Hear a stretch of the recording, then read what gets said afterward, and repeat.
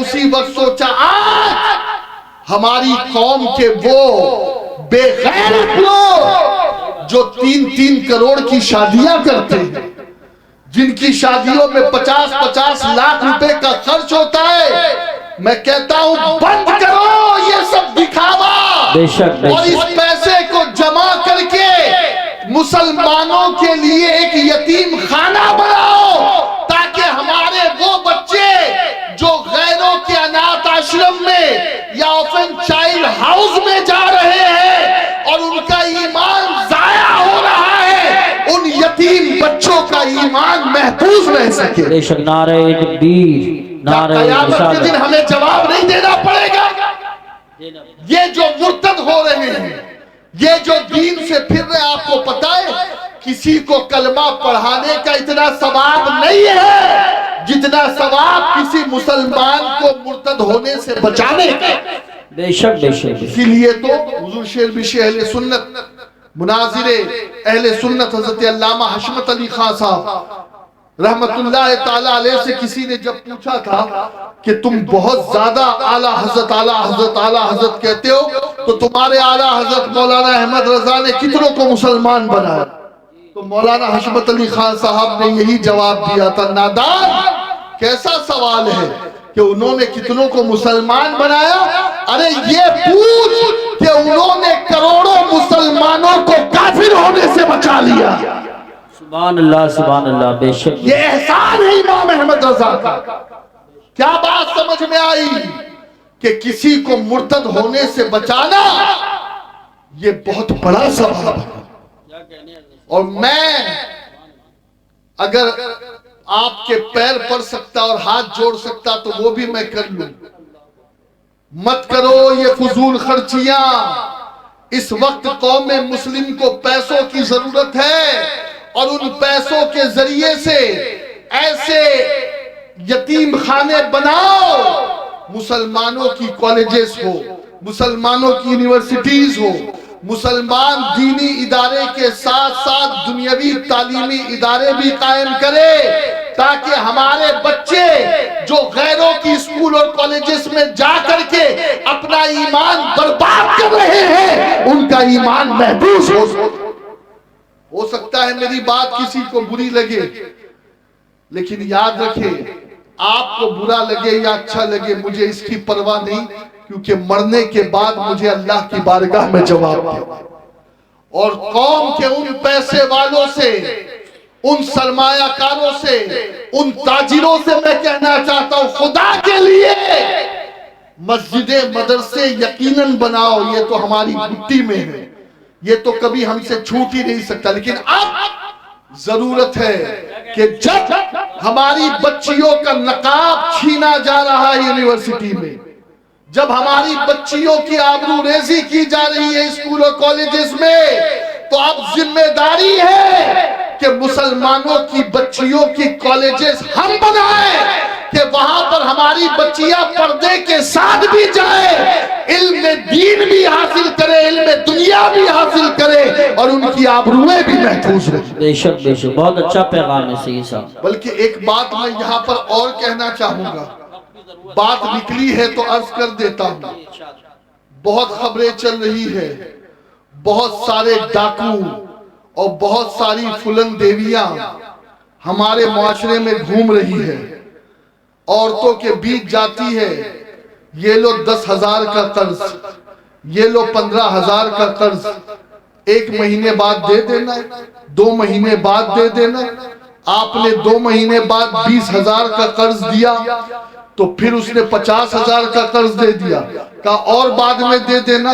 پھر معاملہ یہاں تک چلا کہ پھر انٹریسٹ اور اس قسم کی، اور پھر دوستو باتیں بہت دور تک نکلی ہے، مرد تک یہ باتیں عورتیں آنے بھی نہیں دیتی۔ وجہ یہ ہے کہ اس قرض دینے والے اس ادارے کی پالیسی یہ ہے کہ وہ کسی مرد کو اس میٹنگ میں آنے کی اجازت ہی نہیں دیتا، وہاں صرف مسلم یا غیر مسلم خواتین ہی ہوتی ہیں۔ اور پھر دوستو اس پیسے چکانے کے چکر میں صرف پیسے نہیں جاتے، आबरूएं भी नीलाम होती है। बेशक। और अल्लाह माफ करे जो आबरूओं का सौदा ना करे, फिर उन बच्चियों को जान से भी जाना पड़ता है। आज मुआशरे में ये हो रहा है। हाँ, बल्कि एक आदमी तो मुझे रो रो करके बता रहा था कि ये बात हमारी आंखों देखी है कि एक शख्स अपने छोटे से बच्ची को गोद में लेकर के वो घर के बाहर निकला और एक दरिंदा उसकी बीवी के साथ घर में दाखिल हुआ, सिर्फ इसलिए कि थोड़ी सी दुनिया की लालच की वजह से उस बहन ने कर्ज ले लिया था। मैं कहता हूं क्या जरूरत है तुम्हें? अरे मेरी बहनों सुनो सुनो, आपके लिए रोल मॉडल अगर है तो सैयदा ज़हरा पाक की जिंदगी है। सुभान अल्लाह। उम्मुल मोमिनीन सैयदतुना खदीजतुल कुबरा और आयशा सिद्दीका की जिंदगी है। अरे देखो ना, 3-3 दिन उनके घर में चूल्हे नहीं जल रहे, फिर भी सब्र और शुक्र से जिंदगी गुजार रही। आज अल्लाह ने क्या कमी दे रखी है तुम्हें? लालच, दिखावा, कंपटीशन। उसकी बीवी के पास कार है, मैं भी अपने शोहर को कार के लिए फोर्स करूं। उसके पास इतना जेवर है, मैं भी जेवर पहनूं। वो इतने कीमती लिबास पहन रही है, मैं भी पहनूं। इतने कीमती ज्वेलरी। मैं कहता हूं, ऐ मेरी बहनों, कब्र की मिट्टी में जाकर के तुम्हें सोना है, और जब कब्र में जाओगी तो ना सोना साथ आएगा, ना ज्वेलरी साथ आएगी, तुम्हारे अमाल तुम्हारे साथ आएंगे। दुनिया की लालच में मत फंसो। ये जो डाकू और ये जो डकैत मुआशरे में फिर रहे हैं, तुम्हें लोन देने के नाम पर, ये लोन नहीं है, ये तुम्हें मुर्तद बनाने की साजिशें हैं। ये तुम्हारी आबरूओं को लूटने का एक प्लान है।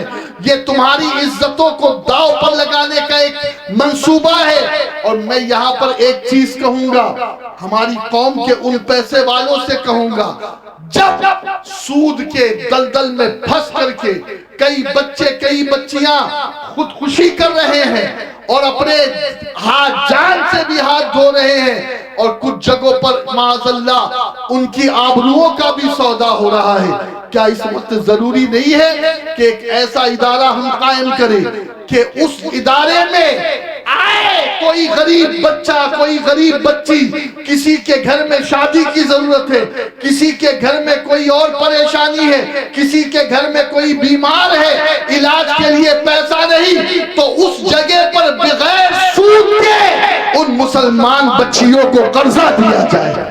बहुत अच्छा पैगाम है। बेशक कर्जा दिया जाए। मैं ये नहीं कह रहा हूं दान करो, एक मियाद मुकर्रर करो, इसलिए कि दूसरी तरफ उस कर्जे के नाम पर जो कुछ हो रहा है वो हमारी निगाहों के बहुत सारी बातें तो ऐसी है, चूंकि यहाँ पर मेरी माँ बहनें भी बैठी है तो मैं माइक पर वो बातें कह भी नहीं सकता खुलकर, लेकिन सुनो, इस दर्द को महसूस करो।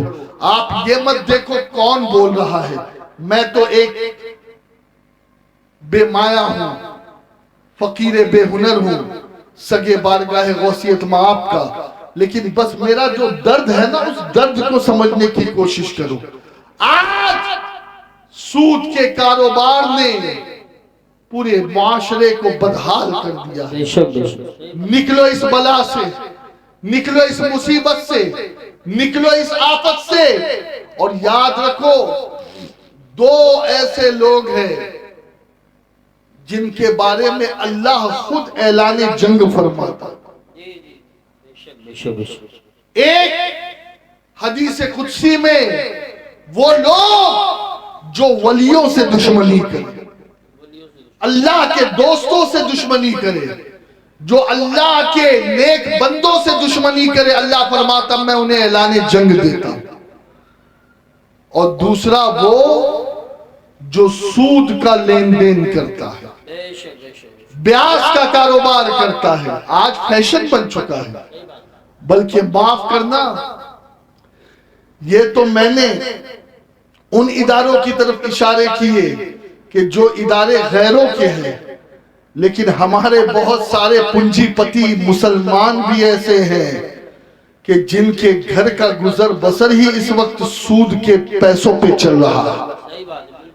तुम्हें शर्म नहीं आती? تمہیں حیا نہیں آتی؟ اللہ فرماتا ہے کہ جو سود کا لین دین کرے گا میں رب اسے اعلان جنگ کرتا ہوں۔ اللہ نہ دنیا میں سلامت رہ پاؤ گے نہ آخرت تمہاری اچھی ہوگی، اس لیے کہ اللہ جسے اعلان جنگ دے کیا وہ بچ سکتا؟ نہیں بچ سکتا۔ اول تو اللہ کی شان ہی یہ نہیں ہے کہ وہ اپنے بندوں کو جنگ کے لیے بلائے، اس لیے کہ کہاں ہم جیسے کمزور اور کہاں وہ قوت والا عظمت والا رب، لیکن اس نے آپ کو اور مجھ کو سمجھانے کے لیے یہ بتایا کبھی میرے ولیوں سے دشمنی مت پال لینا، کبھی سود کی طرف اپنے ہاتھ کو مت بڑھانا، یہ ہاتھ جو سود کی طرف بڑھ رہا ہے بلکہ یہاں تک کہا گیا کہ 36 مرتبہ اپنی ماں سے زنا کرنے سے بھی برا ہے کہ کوئی آدمی سود کا ایک لقمہ کھائے۔ بے شک بے شک۔ استغفر اللہ۔ استغفر اللہ۔ آج ہم کہاں جا رہے ہیں، کیا کر رہے ہیں؟ بند کرو۔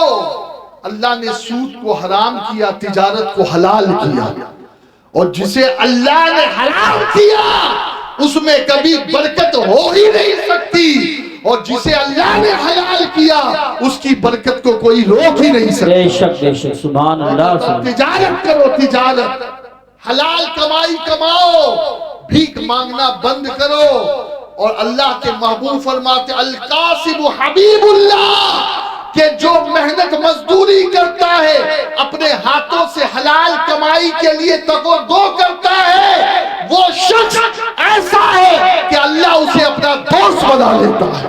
بے شک۔ سبحان اللہ سبحان اللہ۔ صرف نماز پڑھنے سے بندہ اللہ کا دوست نہیں بنتا، صرف داڑھی رکھ لینے سے، امامہ پہننے سے اللہ کا دوست نہیں بنتا، حلال کمائی کمانے سے بھی بندہ اللہ کا دوست بن جاتا ہے۔ بے شک۔ ہاں تو میں عرض یہ کر رہا تھا کہ دیندار کی پہلی صفت قرآن نے بیان کی، کیا بیان کی؟ کہ وہ یتیم کو دھتکارتا نہیں۔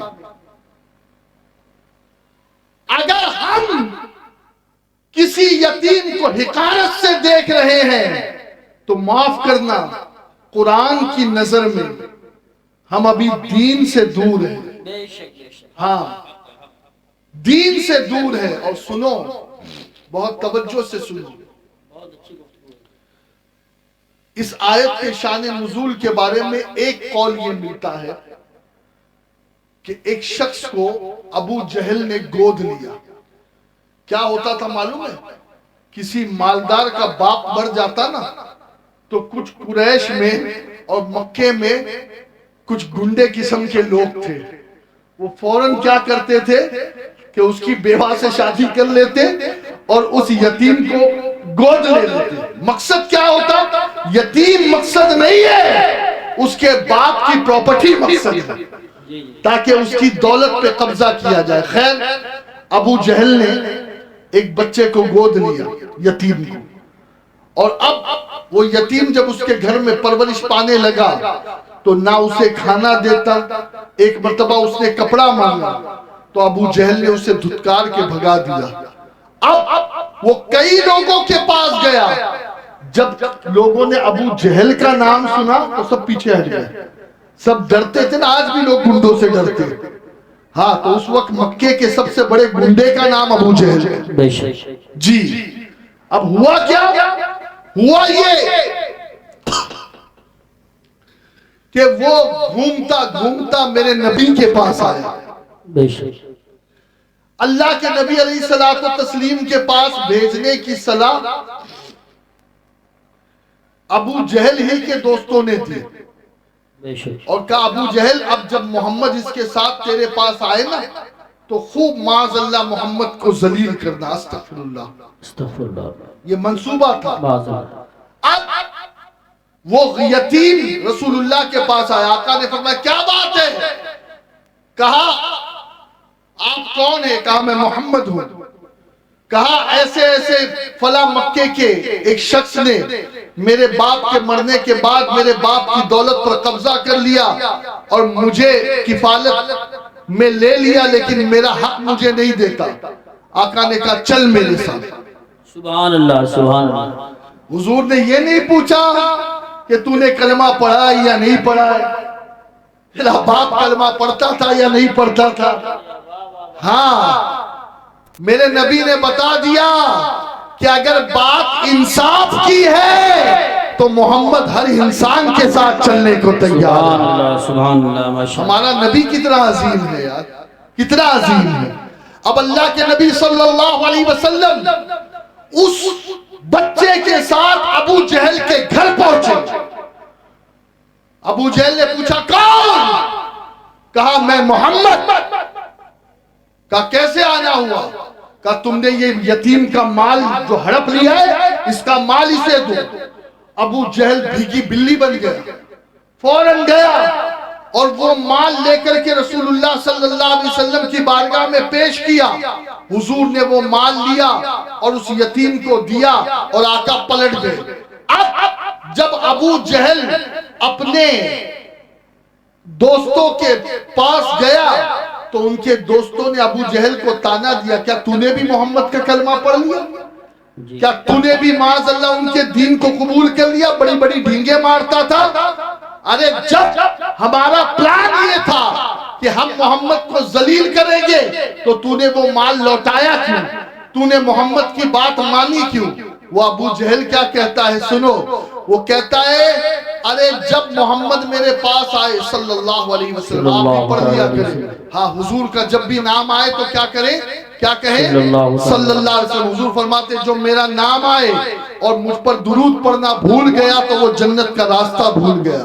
اللہ اکبر۔ تو حضور کا جب بھی نام آئے تو ذرا بلند آواز سے کہہ دے صلی اللہ علیہ وآلہ وسلم۔ اب ہوا یہ کہ ابو جہل کہتا ہے کہ جب وہ آیا اور اس نے کہا کہ یتیم کا مال واپس کر، تو میں نے دیکھا کہ اس کے ساتھ اس کے پیچھے ایک شیر تھا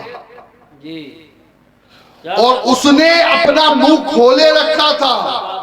اگر میں منع کر دیتا تو وہ شیر میرا کچمبڑ کر دیتا، لہٰذا میں ڈر کر کے میں نے وہ مال واپس کر دیا، اور اگر میں مال واپس نہ کرتا تو وہ شیر چیر پھاڑ دیتا۔ اللہ اکبر۔ آقا علیہ السلام کی اللہ نے مدد کی ہے رعب کے ذریعے سے۔ جی حضور کی شان میں یہ ہے، حضور فرماتے مجھے اللہ نے نبیوں پر 6 باتوں میں فضیلت دی ہے۔ فرماتے سب سے پہلے تو یہ کہ اللہ نے مجھے جوامع الکلم عطا کیا۔ ہاں جوامع الکلم سے مراد قرآن بھی ہے، اور ایک تفسیر یہ ہے کہ حضور علیہ السلام کم بولتے تھے لیکن حضور کے چند جملے کروڑوں تقریروں پہ بھاری ہوتے تھے، بے شک دوسروں کی کروڑوں باتوں پہ بھاری ہوتے تھے۔ تو جوامع الکلم عطا کیا۔ آقا فرماتے اور اللہ نے ایک شرط مجھے یہ دیا ہے کہ میری امت کے لیے مال غنیمت کو حلال کر دیا ہے۔ ایک اور شرط اللہ نے مجھے یہ دیا ہے کہ ساری مخلوق کی طرف مجھے نبی بنا کر کے بھیجا گیا۔ سبحان اللہ ماشاءاللہ۔ ایک شرط اللہ نے مجھے اور یہ دیا ہے کہ میرے لیے پوری روئے زمین کو مسجد بنا دیا گیا ہے۔ سبحان اللہ سبحان اللہ۔ آپ کو پتا ہے پہلے جو انبیاء تھے اور ان کی امتیں تھی نا تو مخصوص معبد کرتے تھے، عبادت خانے تھے، وہ وہی نماز پڑھ سکتے تھے، عبادت کر سکتے تھے۔ ہاں وہ اور جگہوں پر عبادت کرنے کی انہیں اجازت نہیں تھی، لیکن قربان جائیں نبی پر اور نبی کے صدقے اس امت پر کہ اللہ نے اس امت کے لیے زمین کا چپا چپا سجدہ گاہ بنا دیا ہے۔ سبحان اللہ۔ اب ضروری نہیں ہے کہ آپ مسجد میں نماز پڑھو گے تبھی وہ ہوگی۔ اگر یہاں نماز عصر کا وقت ہو گیا اور سب یہی پر نماز پڑھ لے تو یہ جگہ بھی اللہ نے سجدہ گاہ بنائی۔ سبحان اللہ ماشاءاللہ۔ لیکن ایک بات یہاں پر میں بتا دوں کہ جہاں سجدے کیے جاتے ہیں نا پھر وہاں زنا نہیں کیا جاتا۔ کیا کہتے ہیں حضرت؟ جہاں سجدے کیے جاتے ہیں وہاں بدنگاہی نہیں کی بے جاتی۔ شک بے شک۔ جہاں سجدے کیے جاتے ہیں اس زمین پر پاپ۔ ہاں تو اشارہ یہ بھی مل رہا ہے کہ پوری روئے زمین سجدہ گاہ ہے، تو اے اللہ کے بندے خبردار، زمین کے کسی خطے پر کبھی کبھی کوئی گناہ نہ کرنا۔ بے شک بے شک اللہ ہر جگہ دیکھ رہا ہے۔ تو اللہ نے رعب کے ذریعے سے رسول اللہ کی مدد فرمائی۔ 1 مہینے دور ہوتے میرے نبی، 1 مہینے، اور حضور نے فرمایا مجھے اللہ نے آخری نبی بنایا۔ یہ بھی ایک شان ہے حضور کی۔ تو رعب حضور کا ایسا تھا کہ 1 مہینے کی مسافت پر میرے نبی ہوتے اور دل بیٹھنے لگتا سامنے والوں کو۔ جی بے شک بے یہ شک حضور کی ہیبت تھی، یہ حضور کا رعب تھا، یہ حضور کا دبدبا تھا۔ اللہ اکبر۔ تو میں عرض یہ کر رہا تھا کہ ابو جہل نے کہا میں نے اس طریقے سے پیسے واپس کر دیے یتیم کے۔ تو پہلی بات کیا ہوئی؟ الم تر کیف فعل ربک باصحاب الفیل ارأیت الذی یکذب بالدین فذلک الذی یدعو الیتیم۔ وہ جو یتیم کو دھتکارے وہ دین کو جھٹلانے والا ہے۔ بے شک ذرا بول دیجئے کون ہے وہ دین کو جھٹلانا جھٹلانے والا؟ ہاں، یہ میں اس لیے آپ سے بلوا رہا ہوں تاکہ آپ بھی سمجھ سکے کہ دیندار کسے کہتے ہیں بے شک اور حقیقی معنوں میں دیندار ہوتا کون ہے۔ دینداروں کے نزدیک یتیموں کی بڑی اوقات ہے، بڑی قدر ہے، بڑی منزلت ہے۔ بلکہ آقا نے فرمایا کہ اگر کوئی یتیم کے سر پہ شفقت کا ہاتھ پھیرے نا تو اس کے سر پہ جتنے بال ہیں اللہ اسے اتنی نیکیاں عطا فرماتا ہے۔ بے شک سبحان اللہ۔ اور میں عرض کرنا چاہوں گا کہ جو یتیم ہے نا، یتیم اسی کو یتیم کہا جائے۔ کئی جگہوں پر کچھ غیر یتیم کو بھی یتیم کہہ کر کے بلا دیا جاتا ہے، یہ بھی نہ ہو، ہاں، اس لیے کہ اللہ سب جانتا ہے۔ بے شک ٹھیک ہے، تو یتیموں کے لیے ہمیں کچھ کرنا ہے۔ دوسرے نمبر پر اللہ نے فرمایا کہ جو مسکین کو کھانا دینے کی رغبت نہ کرے، جی جی جی مسکین کو کھانا دینے کی رغبت نہ کرے۔ ارأیت الذی یکذب بالدین فذلک الذی یدعو الیتیم ولا یحض علی طعام المسکین۔ پتہ یہ چلا کہ جو پیٹ بھر کر کھائے اور مسکینوں کو بھول جائے ایسا آدمی بھی دیندار نہیں ہو سکتا۔ بے شک بے شک بلکہ جانتے ہو مصطفیٰ جان رحمت صلی اللہ علیہ وسلم نے کیا فرمایا؟ آقا علیہ الصلوۃ والتسلیم فرماتے ہیں کہ جو پیٹ بھر کر کے کھائے اور سو جائے اور اس کا پڑوسی بھوکا سوئے ایسا شخص کامل مومن نہیں ہے۔ بے شک ایسا شخص کامل مومن نہیں ہے۔ ہاں، بے شک آج کچھ لوگوں نے تو یہ سمجھ لیا نا بس نماز پڑھو بس یہی دین ہے۔ نہیں نہیں، پہلی تو بات فرمائی گئی کہ یتیم کی تکریم ہے دین۔ دوسری بات بتائی کہ اللہ کے نبی علیہ السلام فرماتے ہیں کہ جو بھوکوں کو کھانا کھلانے کی رغبت نہ کرے، مسکین کو کھانا کھلانے کی رغبت نہ کرے۔ ارے غوث پاک سے پوچھو نا کھانا کھلانے کا کیا ثواب ہے؟ سبحان اللہ۔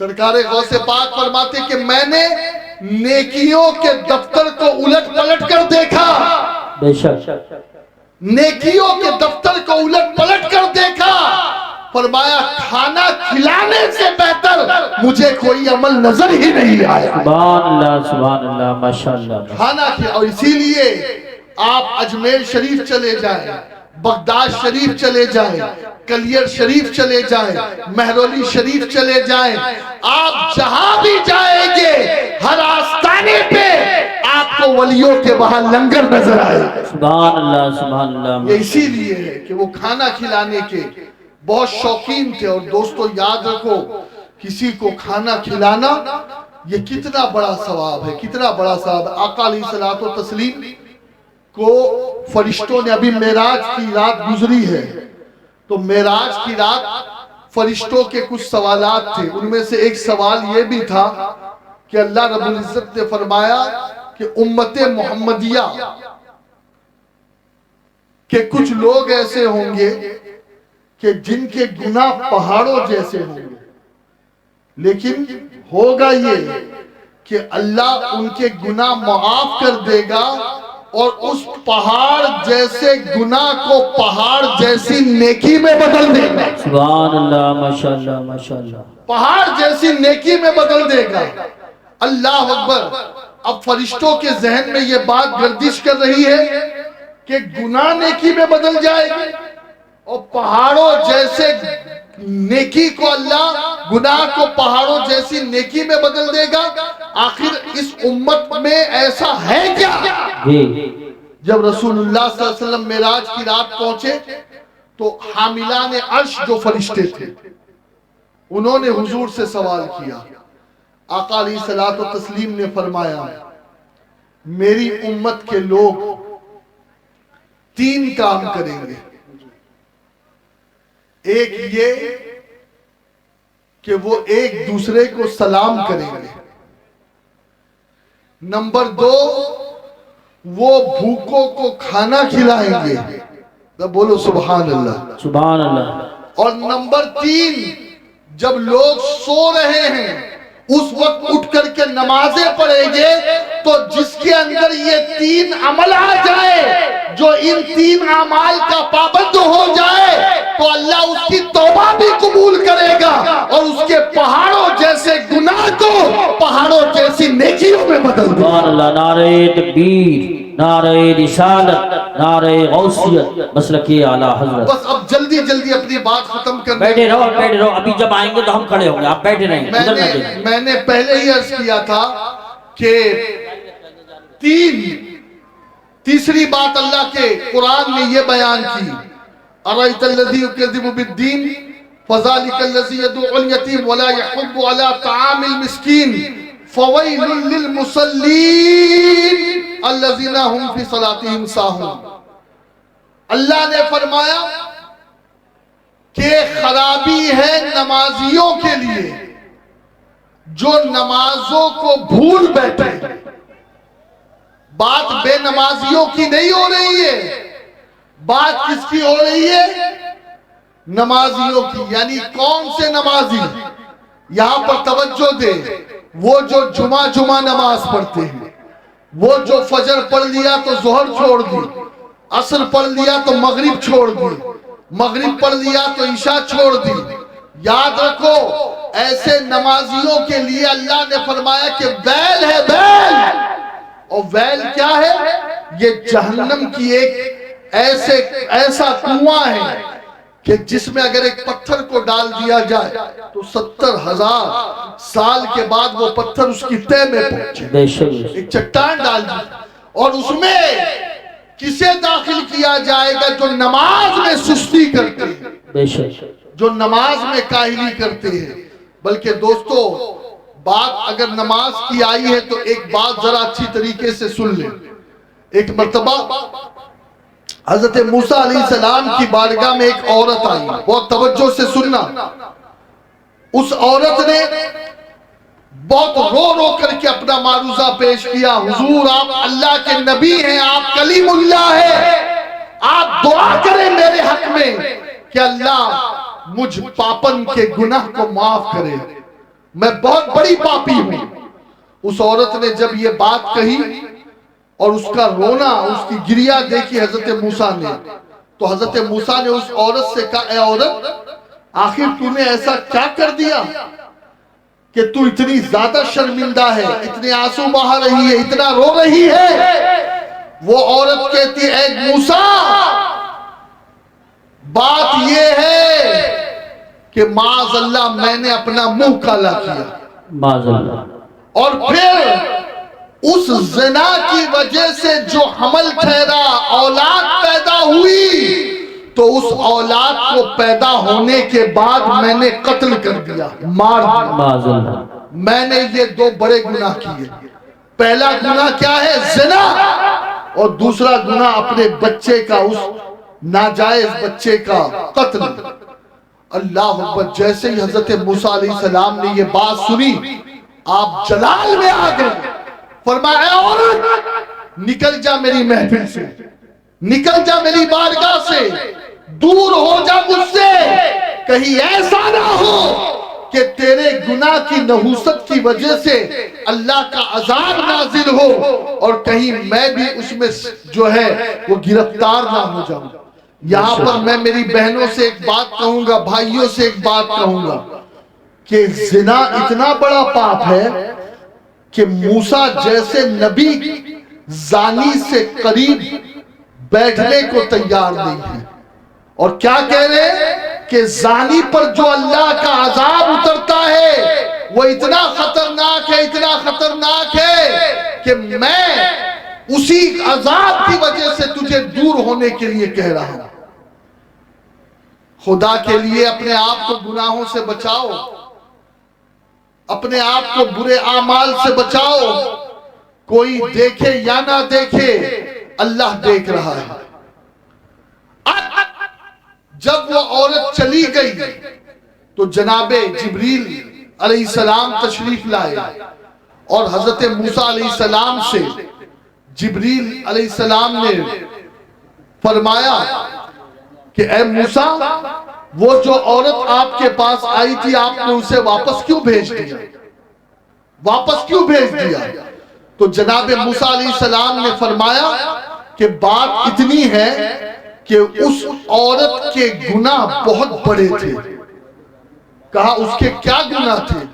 کہا ایک تو یہ کہ وہ عورت زانیہ تھی، اللہ، نمبر 2 اس نے اپنے بچے کو قتل کیا، قاتلہ تھی، اسی لیے میں نے اسے دور کر دیا۔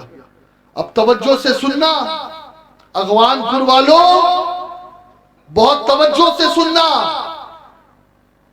حضرت جبریل عرض کرتے ہیں کہ اے موسیٰ، کیا میں تمہیں اس آدمی کے بارے میں، اس عورت کے بارے میں خبر نہ دوں کہ جس کا گناہ اللہ کے نزدیک اس عورت کے گناہ سے بھی زیادہ ہے؟ اللہ، جناب موسیٰ نے فرمایا اے جبریل، بھلا اس عورت کے گناہ سے بڑا کس کا گناہ ہو سکتا ہے؟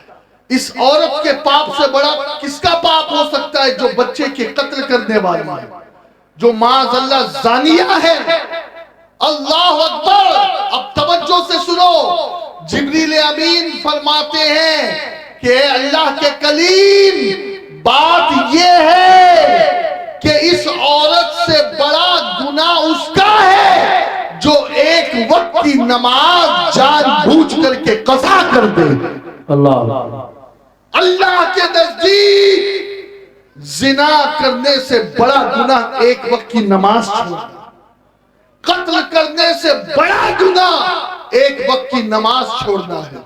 اور آج مسلمان بالکل بے دھڑک اعلانیہ طور پر نمازوں کو قضا کر رہا۔ اب ماہ رمضان آئے گا تب کچھ لوگوں کے چہرے پر داڑیاں بھی آئے گی، سر پر ٹوپیاں بھی آئے گی اور مسجدیں بھی بھرے گی، لیکن جب تک کہ رمضان کا چاند نظر نہیں آئے گا تو یہ مسلمان مسجد میں جانے کے لیے تیار نہیں۔ خدا کے لیے اپنی روش کو بدلو، اور اللہ کے نبی علیہ السلام پر جو قرآن اترا تو اس میں دین کے جھٹلانے والے کی جو تیسری علامت بیان کی گئی وہ یہی بتائی گئی کہ جو نمازوں میں غفلت کرے وہ دین کو جھٹلانے والا ہے۔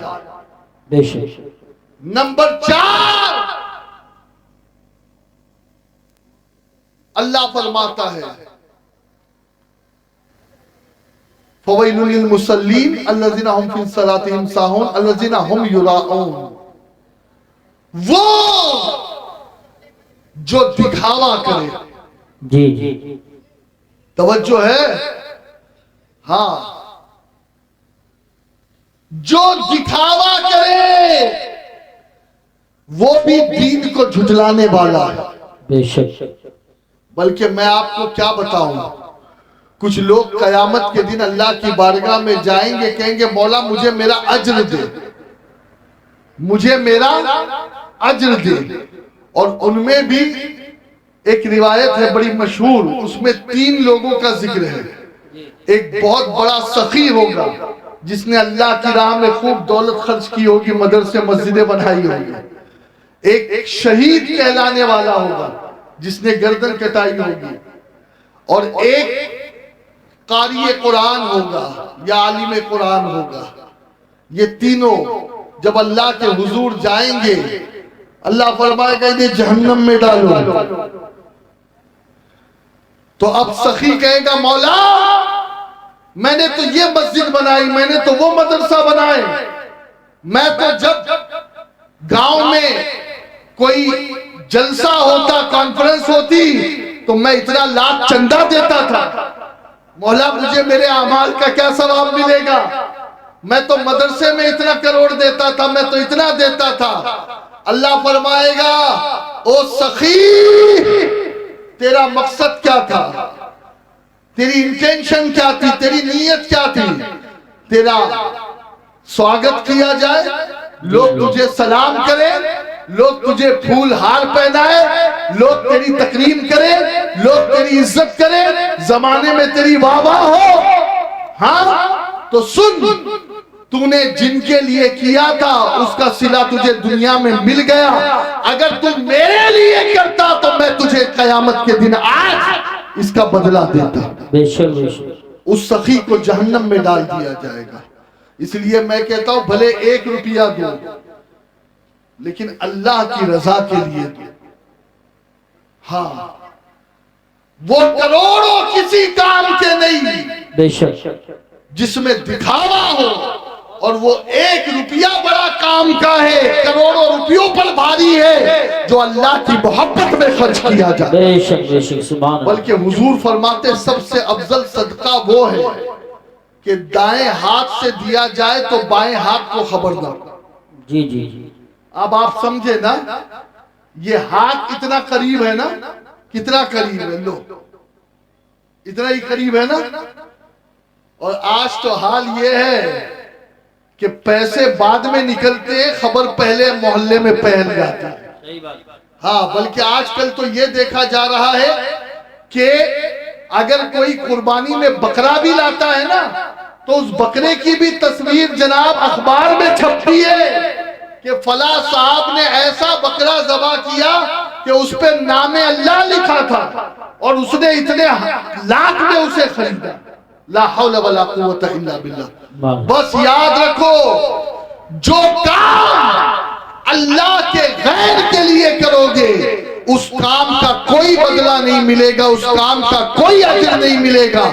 وہی کام اللہ کے حضور شمار ہے جو کام اللہ کو راضی کرنے کے لیے ہو، دکھانے کے لیے نہ ہو۔ اور دوستو، 5ویں بات دین کے جھٹلانے والے کے بارے میں، اور یہ آخری بات ہے، اللہ کرے کہ پنجتن پاک کے صدقے ہم اسے سمجھنے والے بن جائیں۔